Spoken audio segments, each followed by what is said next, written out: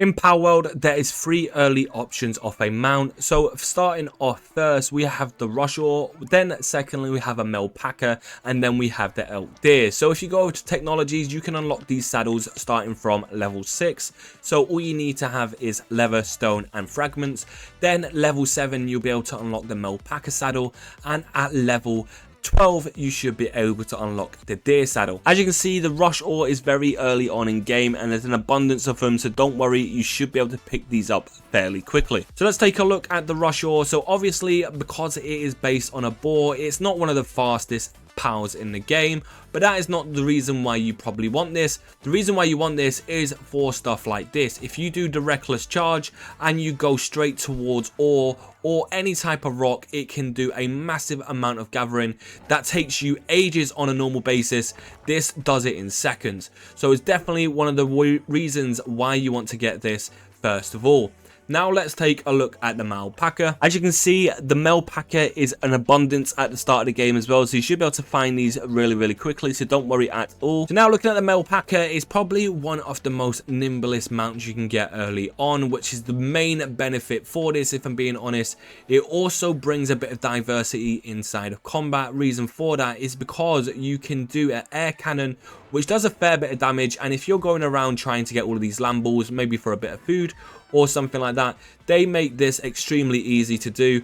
And if you pair it up with a Daydreamer that can do a second attack, this makes this so much more simpler and less time consuming normally if it's by foot. One of the other things is it can have a decent little leap on it as well. That's a great one. And it can also do a fluffy attack, but it's not as good as the other one, unfortunately. It can do a decent amount of damage, take out a level 3 right there. You can see it will take out this one as well. Really simple. But the rush ore obviously has more benefits, because if I try and do a fluffy attack on this rock, I'm not going to get anywhere as near the amount of ore or rock or stone or anything from this stone compared to a rush ore.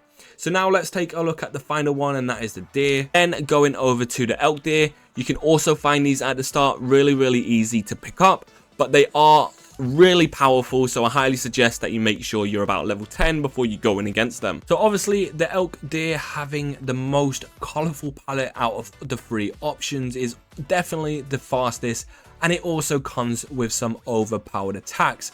So you can use Antler Uppercut, which lunges you directly at a POW and just does a bunch of damage. You can also use the Power Shot as well, which does a decent amount of damage to most POWs, and this is a great all-rounder out of the 2. It does a bunch of damage and it also is very fast and maneuverable.